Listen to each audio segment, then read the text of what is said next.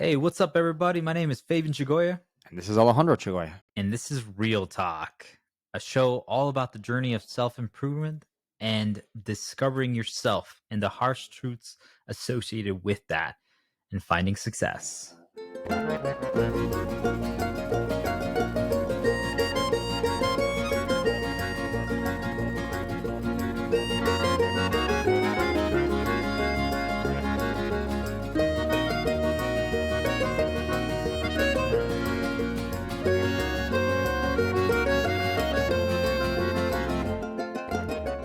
So, Alejandro, what do you think about this? We're finally doing it.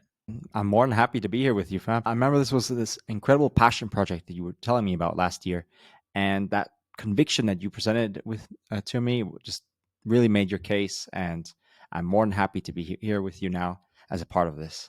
I am so glad you are here. It was one of the things that it surprised myself talking about it to you, sharing my passion, my desire to do this, to record a show where we have a brotherly talk where we just really are vulnerable and share our thoughts and our feelings and kind of talk about our past and our lessons. And as I was brainstorming it, it just really connected to me because I knew all the things that I had overcome and the amount of self reflection, self analysis that I had to do over the past few years and months that really got me to where I am right now, where I'm just really confident in myself. I know who I am and I'm happy. And I wanted to pass that along to everyone else because I know that it's kind of crazy when you think about it. What are the few things that made you or brought you to where you are today? When I could pinpoint it to these things that I changed about myself or that I figured out about myself, and then here we are, that's when I knew that I had to give that to other people. That's kind of where we are today. But here we are with our first episode of Real Talk, and it's something that most people in the world, I'd be curious to hear your thoughts about it. I feel like there's this aura of fakeness that envelops most people and most things today in the world. I mean, what do you think about that? Oh, I definitely agree. Truth be told, no one is necessarily the exact person they are with everyone. That's just the nature of one's relationship with different people. You present yourself in a different way with family, with friends, with coworkers. That might just be the not necessarily just an image you're presenting to people, but just how you get associate with them, how you get along. But yes, I do certainly agree that moving past that point, then people oftentimes craft a certain image. They're very image conscious, and yes, one's reputation, obviously, in society is a crucial component of everything in their life. But I definitely agree that this sense that you make this false image of what you expect people, what you think people expect you to be, as opposed to being true to yourself, is doing oneself really a great disservice. I know that at least with myself, for example, I with people I've spoken to, they've often found that my candor and honesty, that I don't want to say that I necessarily have my heart on my sleeve, but they find it a lot rather refreshing just how I engage with them, that I'm not like someone with a seemingly hidden agenda. It, or so it would seem to them anyway. No, I can relate. I can relate. I mean, I think there's a lot to unpack there. Honestly, I almost feel like, and that's the end of Real Talk because my brother just got to the point. It's kind of sad, but it's kind of true to think that this world that we live in right now, we are so focused on the image and so focused on how we want to portray ourselves that there is this lack of authenticity. And because of that, there's this fear of being honest, of telling people what they need to hear. I can tell you that I have, quote unquote, ruined certain friendships or relationships with people over the fact that I just communicated a harsh truth, things that they needed to hear, but they were not prepared to hear. They were living in their own fantasy world. No one has ever told them what they were doing wrong or what they could improve. And it's not like you're attacking who they are as a person. You're just saying, hey, you should be aware of this. You should try this. So let's talk authenticity. Is the major driving factor behind why I started this show with you, Alejandro. Real talk. Moving to Colorado, I found very quickly that my idea of what it was not true to reality. Coming from Washington, coming from having lived in so many different countries and traveling so much, the people that were here and the people that moved here either were the worst liars in the world, or everyone moved here for the exact same reason, which was to hike, ski, and drink beers while petting their golden retriever while driving your Subaru. Like, it was literally to a T. You could get four of those five correct out of every, like 8 out of 10 people were that. And that's a problem. You shouldn't be able to define people you've never met to that extent, wouldn't you say? Oh yes, I would certainly agree. As we were discussing earlier, this whole idea of having a crafted image and sort of conforming to that, because as much, I mean, sure, one can talk about individual tastes, but like you said, it's a little dubious that everyone just so happens to like all the exact same things. And yes, friend groups and whatnot will come together with their shared interests. But no, I think that you really address a serious issue, that these people maybe want to cultivate a certain image, to adopt a certain lifestyle that they think will be beneficial for them. Maybe not so much for themselves, but maybe for the role that they can assume then as a result in society. And how should we put this? One should really try to be ideally true to oneself, that one shouldn't necessarily discard their own individual tastes and interests just because they know, oh, that this is what's expected of me. Exactly.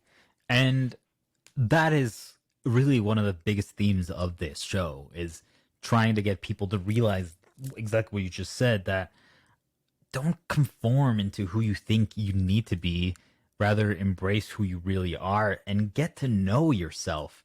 And that's the key. Like, it's actually a lot more difficult than most people think. It's like, do you really know yourself? Do you really know what you like? Do you really know who you are and why you do the things you do? And those are one of the things that we're definitely going to touch on throughout our talks, throughout our weekly episodes of this. And that is going to reveal something that I think a lot of people here in Colorado need to listen to, is just because you move here and you want to fit in doesn't mean you have to throw away who you really are. You can love those things, you can try those things, but is that the Fabian Chagoya from before? I am all for rebranding yourself and trying new things, but I'm a strong believer in, at the end of the day, authenticity is the key. One of the big things is I didn't have the success and the mindset clarity and the happiness that I had and the authenticity that I have now, even just a few years ago. And this has been a long journey and work and effort. I want people to realize that you and I had very similar backgrounds. So the idea behind Real Talk was finding a format for us, the bros, to really not only talk about our issues, our past, our successes, and our goals, our improvement desires, but just being vulnerable. And I think it's a lot easier being vulnerable with someone that you know and that you've lived with for so long. Can you relate to that? Yes, yes, certainly can. When you have that closeness, you have this certain bond. And ours certainly, we'll probably get into detail in a little bit, but ours was a fire-forged bond there between a number of challenges we had to face in our lives together, as much, in large part because of our dad's profession in the Mexican Foreign Service. It's one of those things that is kind of the goal of this, was to have that honesty, to have that vulnerability, have that transparency, and have that with everyone. I think once you realize that you can actually share that with a lot of people and you're not going to get hurt, the worst thing you're going to get is some people might think you're a weirdo because they're like, they've never had anyone be real with them and ever, not even their parents. Then they're just going to get scared. But at the end of the day, do you want to be friends with someone that's like that? No, there's this fake facade that someone could put up is, no, I don't want to be friends with that sort of person, because they'll probably be this mask covering up this backstabbing person. Then you can maybe go into to someone saying, "Oh, I'm this person who says it how it is," so to speak. But no, one thing is saying things how it is, and then another is having manners. That's an important distinction we have to make. This whole idea of this fake image of that someone's presenting here is not one that I would want to associate. If I want to know someone, I want to know who they really are. And that's something that really resonates strongly for me, especially that the idea that I would feel comfortable letting people in and letting them know who I really am as a person, because I know that many people who don't know me, for example, might think that I'm this closed off, maybe cold, reserved sort of person. Then they get to know me a little better, and then they know, oh, you're not some, how should we put it, standoffish sort of person. You're actually really warm and caring, and you really look out for the people that are important for you, that you're really compassionate. I can resonate 100% with what you're saying about how you don't want to connect with someone from the beginning on basically a lie, on a fakeness, on a false reality. And two, there's a lot more that is behind this wall than most people think. And that's something that we are really going to touch upon, you and me, because I know because of our backgrounds, we had some major walls. Like, people think the Great Wall of China was thick. They don't know our walls, especially because I am this sales guy, this outspoken, very strong social skills guy. But what most people realize very quickly is that there's maybe like 5 people that actually know me in my life. And I can make new friends like this. They don't know anything. I control exactly what they know. Most people know me maybe 10%. And that's kind of scary. That's kind of scary when you think about it. Like, they think they know me. They make judgments based on what they think they know, and they don't. And that is when things get interesting. And that's kind of the root of real talk, because like you said, there's so much more to you. There's so much more to me. There's so much more to every single person. But so many people are afraid to show that, afraid to be who they really are. One of the biggest things to becoming successful, becoming happier, and having just a lot easier life, more confidence, is just embracing those things that make you who you are. One of those things is just changing how you view yourself and view those quirks, your background. And that's something we're going to get into a lot, and we're going to keep talking about every episode. But I really, before we get into like sharing a story and doing a deep dive, I just wanted to do a brief breakdown of our format of how we're going to talk about this week by week. So this was kind of our small talk segment where we chat about how things are going in our personal life, how things are going in current events, a brief recap of last week or how things are progressing. We're going to do a check-in to see how our improvement goals are going and so forth. But really, after that is when we're going to get into the meat and potatoes of things. The goal of Real Talk is becoming an expert on you. Really getting to know yourself, finding your passion, being vulnerable, and seeing which areas you can work on and which areas you should work on. And identifying those things, if there's issues, squashing them. And if they're not issues and they're strengths, letting them blossom. That's really the goal. And we're going to be doing that by sharing vulnerable stories. But really, vulnerable is just being honest. These happen. They're not maybe the best stories to share about you and I or about other people, but they are the truth. We're going to analyze those stories. We're going to find a way of changing how we view them, because that's something that most people don't do. Like, the past makes us who we are, but we've never really paused to see, oh wait, was it necessarily as bad as I thought it was? I mean, maybe I learned something from that. Once you start having that mindset and you can constantly do that, things start clicking. So we're going to be looking for the lesson, but really what we're going to always be tying it back to is the notion of the Chaminger experience, which you will hear more about in our other podcasts and shows, but really is how to get to this point of success and improvement and just confidence and happiness. And it really comes down to identifying the issue, creating a goal, believing in yourself and whatever that is. Hashtag ABI, always be improving, no matter how small it is.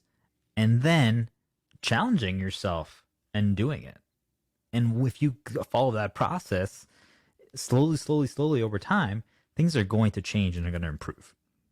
So that's really the goal. And then at the end, we're going to just debrief and talk about what we found out, how we feel. And if this works as it should, most people are going to see that just by naturally talking to people that listen to you, that are positive, you're going to start changing your mindset. You're going to start changing your beliefs. It's almost literally brainwashing.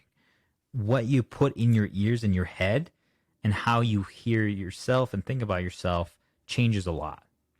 So the goal is that after weeks of doing this, we can look, myself and you and our audience, look at ourselves and be like, wow, look at us 10 weeks ago, who we were back then and who we are now. Has there been progress? Because there should be. And even if it's just, quantify it as much as you want, but I'm 5% happier, I feel so much less stressed, that's already a win. And that's the goal of this, really get people to that point, because right now the coronavirus pandemic has forced people into this, I need to change, I need to adapt, I need to fight this new beast, I need to completely live a different lifestyle. And for most people that are not you and me, that's the hardest thing possible to change how you live. So I think let's start at that point. I think that's a great entry point to kind of sharing a story of who we were and how we got to the point that we are so good at adapting. All right, my story. So let's start from the very beginning. I was born with my twin sister in Seattle, Washington, Swedish hospital. It's a very interesting story because to go into the background, I have to go always to this very beginning here. So my dad met my mom at my aunt and uncle's wedding in Mexico City. My aunt is German, as is my mother, of course. And my dad's best friend was getting married to her. He's Mexican. So my dad Mexican, my mother German. They met at the wedding. They were like, oh, you both are learning English. Why don't you talk with each other? So that's how they met. And wouldn't you know it, they got married. They had kids. And my dad was working in the Mexican Foreign Service, and he was stationed in his first position in Seattle, Washington, where we were born. Can I pause you right there for a second? No, absolutely. Can I just say that that's such a cool thing that it goes to show you that you can never really predict where you meet someone that can completely change your life. Obviously, like my dad meeting my mom, through whatever means, obviously, it was like through her sister and his friend or whatever it is, right? In a wedding, or it could have been a party, it could have been anything else. But because of that, that literally is the reason why we are here today. When you go back that far and you like do the domino pieces, you're like, oh, that caused this and this caused that. That's when you start realizing and take a moment to pause and like, my past really defines me. And like, little decisions change so much. So, I mean, I just wanted to point that out because that's such a cool thing that even I love. But continue. He's in Seattle, Washington. And is he now with my mom? Yes, he's with our mom in Seattle. We, my twin sister and I were born premature 2 weeks. So we were in an incubator at that time. It was a little worrisome, especially I'm told that at the time there was a lot of concern about twin fatalities, especially in cases of premature babies. But fortunately, we survived and we are still alive and kicking today. And then a couple of years later, my brother Fabian was born. We had a nice childhood there in Seattle. And then after a few years there, the nature of my father's profession meant that he would have to relocate. Basically, anyone in any diplomatic corps of any country has to have occasional rotations of where they would be stationed. They are never specifically set in one specific spot for too long because obviously they are meant to represent their country from where they're from and in the country that is hosting them at that time. Then that entails different assignments every so often, as is required of them. Anyways, he then had to move to Miami, Florida, which only happened because my dad broke his leg playing soccer. And he was originally meant to go to Texas. That was altered as a result of that injury. So yes, we ended up going to Miami, Florida. Yeah, we were there a few years. I had a good time there. So Miami, our dad only moved there because his leg broke playing soccer, which is once again insane. We were going to live in Texas in a border town, and we would have been so different as people if I would have grown up as a little baby there. If you, especially because you were in some of your major formative years. Tell me about Miami. Tell me about like how old were you and what really happened there, and do you feel like that kind of started changing who you were as a person? Yes, Miami. Let's see. Well, early on, we arrived. We would have been about 4 years old, Diana and I. You would have been just a few months old when we first arrived in Miami. I know that sometime after we'd arrived, we did experience Hurricane Andrew, which was, for those who aren't aware, was an incredibly destructive hurricane back in the early 90s. We were fortunate that we didn't receive the brunt of the storm. It was the first hurricane my parents ever experienced. I know that my mom memorably mentions how she was noticing the neighbors were reacting. She's like, you know, honey, maybe we should go to the store and get some things, don't you think? I'm like, yes. So fortunately, yes, we were okay. And then from there, we started school, my sister and I. Fabian was still too young. We had a very... Hold on. Isn't that crazy? That you've never experienced hurricanes before, and it's our first time as a family experiencing this, because where my dad was from, my mom was from, they didn't even exist. You just didn't get hit by those kind of storms. So it's like, how do you deal with something? And I think that the reason why I pause here is because that's going to be one of our major themes of our conversation, dude. There's so many things that we experienced growing up that we just never had that experience because it was a first. I mean, there's a lot to be said about that. There's a lot to unpack, and we're going to have to talk about it in another episode. But doing things for the first time is kind of scary. But after you do it once, you're like, oh, I guess it really wasn't that bad. That was kind of like the theme of our family. I mean, we'll get into it more as we hear more of how you're sharing our background and from your perspective. But this is the first time our family was experiencing a major tropical storm. And it's like, what do? What if? What happens? What are you supposed to do? Like, who knows? And I can't even imagine. Back then, you didn't have the internet, so you can't just Google, hey, tropical storm tips, right? Like, now it's so easy. But back then, I was like, what do we do? And so to think that just looking at your surroundings and what other people are doing was almost validating and kind of guiding force, that's actually kind of scary, because I know for a fact, sorry to any of my neighbors, but some of the neighbors that I've had growing up or even just recently are fools. And should I listen and do what they do? Probably not. And to think that that was what my parents had to use as a basis, I think there's just a lot to unpack there.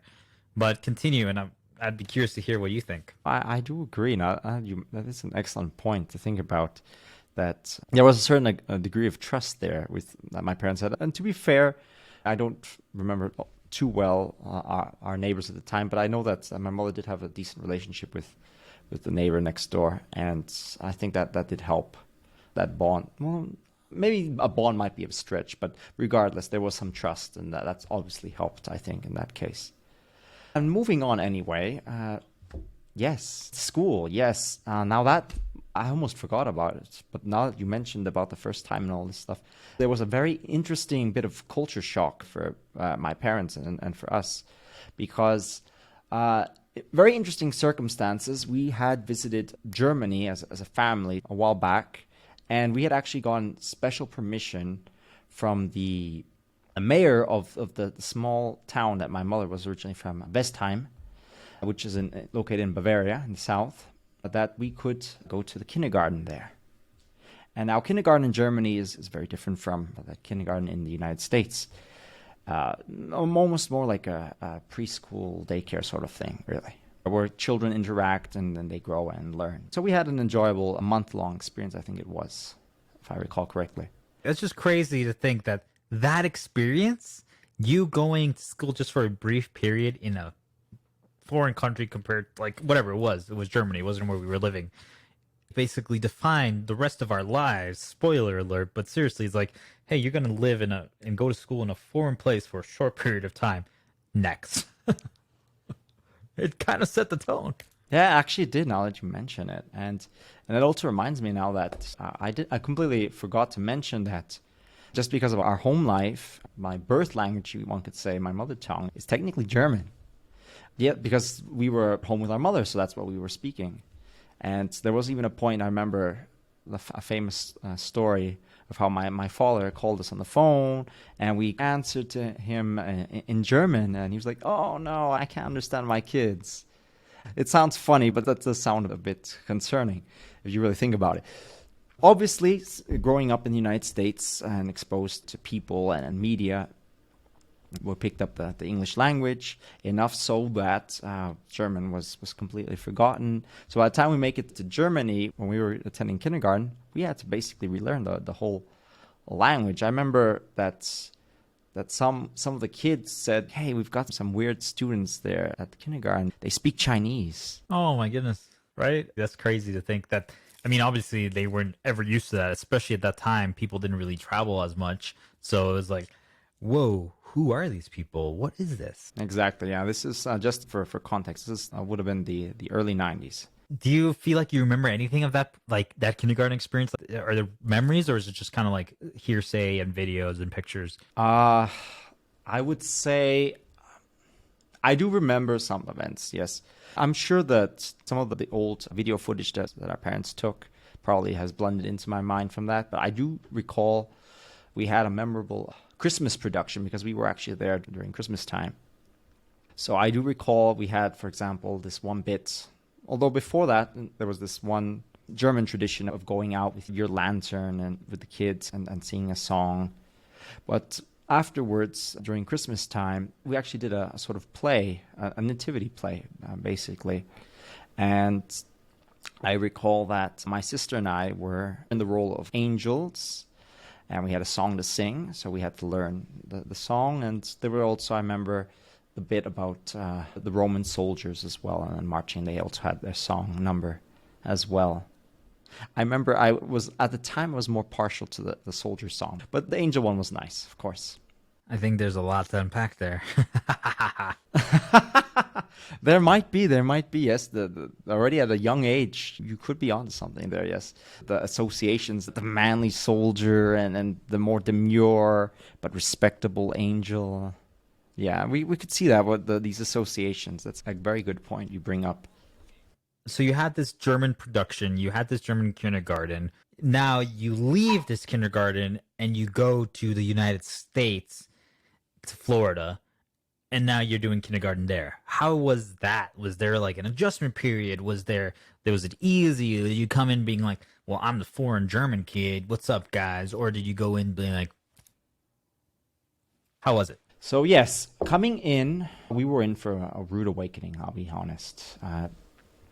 So with my parents, or especially my mother, coming in with the German kindergarten in mind, we came in vastly underprepared for what they expected children coming in to have. Just because our birthday's in December, we had to wait, just how the education system works in the United States, until next year once we had turned 5 to be enrolled. But coming in, we didn't really have a mastery of the alphabet, of how to write or anything. I mean, we knew some things, but we really were clueless. So I'm sure that didn't win us a lot of good graces from our kindergarten teachers, who quite honestly we found to be rather cruel and condescending to us and to a lot of other children, admittedly. Which is a very unfortunate experience because you're transitioning here to the school system. We never went through preschool, which might have made a difference. I understand for a lot of people, for a lot of children, it has and continues to do so. Well, let's pause here for a second. I think you're hitting a topic that I am very passionate about, that really brings a lot to light that I think so many people need to sit down and, however it is that they self-reflect. This is something we'll talk about a lot more in every episode, but if it's journaling, if it's just taking alcohol or whatever it is, for you to sit down and just listen to music and write down things and think about your past and what happened. But that's horrible to think about. You know, when you're a kid, you're so impressionable. Those are some of the most important normative years of your life. They influence you and affect you so much growing up. And even today, still, I'm not a therapist, but I can tell you this for a fact. And to think that your first experience with the US in kindergarten, really, because the German one wasn't really the truth of what it is, you're essentially, you're being judged and criticized as a kid. That your first experience, when the whole point of going is to learn. And I mean, that already starts you off on a bad foot. And again, there can be a lot to be said about it. Maybe it wasn't just you guys, and maybe it was every student as well. But to me, it sounds like those teachers were really bad, which sucks, because I feel like teachers, again, this is just my 3 cents, are criminally underpaid. They should be paid way better, but they need to be filtered a lot better. The requirements to become a teacher should be like 20 times as difficult, because they have such an impact on society and our kids. You would think that we would make sure to vet them. I just think of like doctors and how long the process is to vet them. Even the dumbest doctor is still pretty good. And the quality of teachers is not, like, the worst teachers are horrible and the best teachers are gods. And that shouldn't be that dramatic. But I just wanted to highlight that because I feel like that is something that is not really discussed. And it's a major cause of childhood trauma, which traumas and childhood issues are a big issue why so many of us have confidence and problems that we are not even aware of. But I just found that really interesting that your teachers treated you guys like that. I mean, I know I heard bits and pieces, but that's horrible to think that they expected you to know things when their whole job is to teach. It's like when you get hired at a job and they knew that they were going to have to train you, like it's a new product that you've never learned before. And then they're like, well, why don't you know this? I'm like, well, how could I? Right? So it's kind of like, what came first, the chicken or the egg? What came first, the student or kindergarten? It's your first experience at school. So that's just my take on that. But I think there's a lot to really analyze there, Alejandro. It really is. I know for a fact that just how I had to interact with my teacher then afterwards. I remember coming across her, because we lived in Miami a few years, and I certainly remember there was this lingering fear, even meeting her some grade levels higher up, that if I passed her by, and being extremely respectful and trying to be on my utmost best behavior. Let me say something to you that I know is not in your DNA, but I think you need to start doing it. I'm a strong believer. I'm very passionate about letting the poison out. You got to get the poison out. You got to talk it out, which is kind of what we're doing. But if you're comfortable, I think you should do this. What was her name? And be like, hey, screw you, you know, like, that's not cool. And it could be your words. I would put them in a much more eloquent, not way. But I think you should do that because that's not cool. The fact that you were afraid of her and that you felt like you almost had to like adjust your behavior, that's something that, again, we'll talk about more. But the moment you start adjusting your behavior around a particular person, that's when you're like, wait a minute. I'm telling you, I am unapologetically myself now 99.9% of the time with everyone. And that's hard to get to, but I know like there was a few people in the past that I'm like, ooh, yeah, no, not with that person. That's when you realize who the problem is and what you need to start cutting out. But what was her name and what's your statement to her?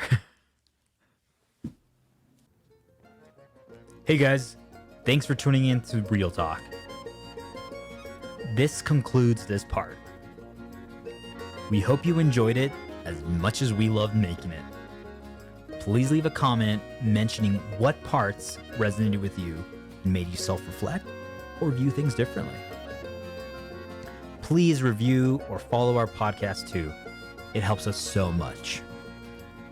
As always, don't forget to follow us on all our social medias to get the full experience of #Becoming Exceptional. Remember, stay amazing and tune in next week to hear what happens next on this session of Real Talk. Chaminger out.